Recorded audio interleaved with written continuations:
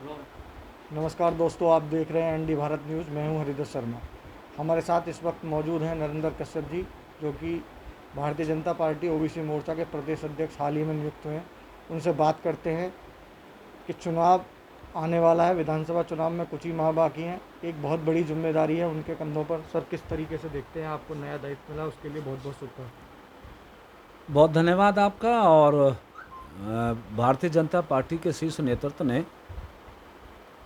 विशेष तौर से प्रदेश अध्यक्ष स्वतंत्र देव जी, महामंत्री संगठन श्रीमान सुनील बंसल जी, प्रदेश के यशस्वी मुख्यमंत्री आदरणीय योगी जी, आदरणीय केशव प्रसाद मौर्य जी, इन समस्त वरिष्ठ जनों के आशीर्वाद से मुझे ओबीसी मोर्चे के प्रदेश अध्यक्ष के रूप में नामित किया है। मैं समस्त शीर्ष नेतृत्व का इस बड़ी जिम्मेदारी के प्रति अपना आभार व्यक्त करता हूं और आश्वस्त करता हूं कि अपनी जिम्मेदारी को निष्ठा ईमानदारी के साथ निभाऊंगा।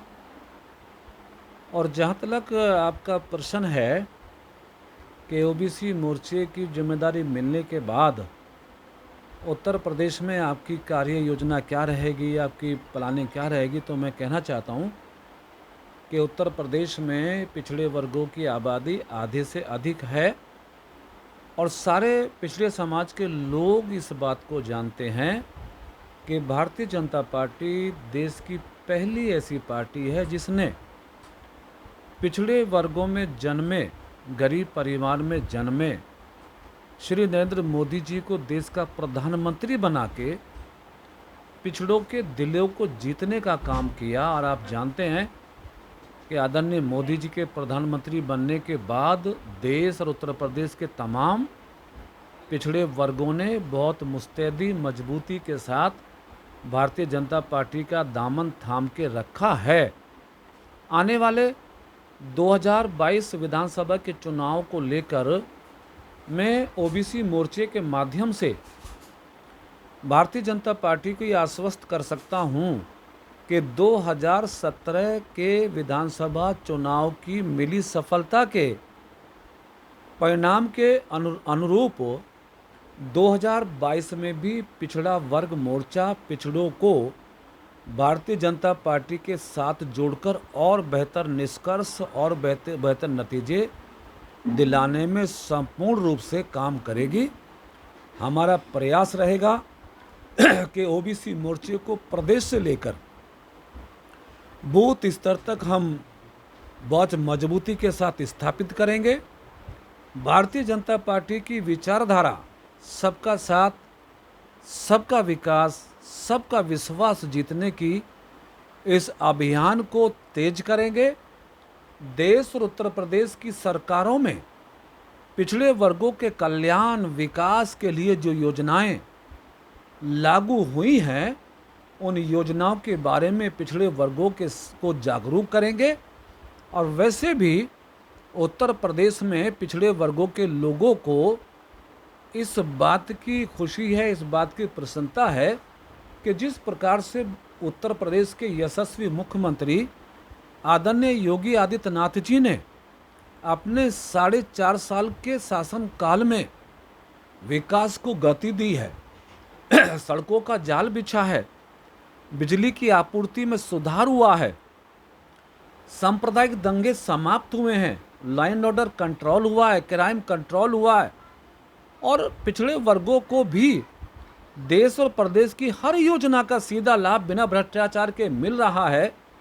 कोरोना महामारी को जिस सूझबूझ के साथ आदरणीय योगी जी ने कंट्रोल किया, निश्चित आज उत्तर प्रदेश देश नहीं बल्कि WHO ने इस बात की प्रशंसा की है कि उत्तर प्रदेश के मुख्यमंत्री जी ने कोरोना के महाकाल को बहुत सीमित समय में अपनी सामर्थ्य और शक्ति के अनुसार काम करके काबू किया है। तो निश्चित है कि उत्तर प्रदेश की सरकार के 4.5 साल के उत्कृष्ट कार्य, भारतीय जनता पार्टी की नीति रीति और ओबीसी वर्गों के बीच में आदरणीय मोदी जी के नेतृत्व को पाकर एक जो हर्ष का विचार और मन रहता है, इस सब के अनुरूप 2022 का चुनाव भी भारतीय जनता पार्टी के लिए बहुत सुगम निष्कर्ष लेके आने वाला है।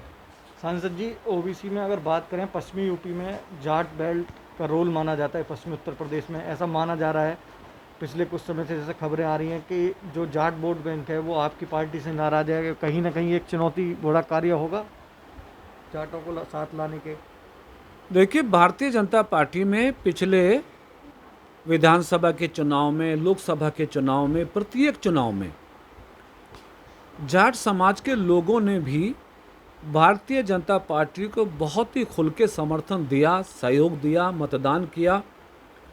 और मैं कहता हूं कि अकेले जाट समाज के भाई नहीं, सभी पिछड़े वर्गों के लोगों ने भारतीय जनता पार्टी को सपोर्ट किया। हाँ, एक बात सत्य है कि कुछ हमारे किसान नेता किसानों के मुद्दे पर आंदोलन कर रहे हैं और हमारी सरकार ने हर संभव कोशिश की है कि किसानों के मुद्दे पर, किसानों की समस्याओं पर हमारे किसान नेता बैठें, समस्याओं पे चर्चा करें और जिन 3 बिलों पर किसानों को आपत्ति है उन बिलों के हर धारा पे, हर उपधारा पे चर्चा करें। और जहाँ भी किसान भाइयों को ऐसा लगता हो कि तीनों बिलों में कुछ कमी उन्हें लगती है तो सरकार उसको दूर करने के लिए तैयार है।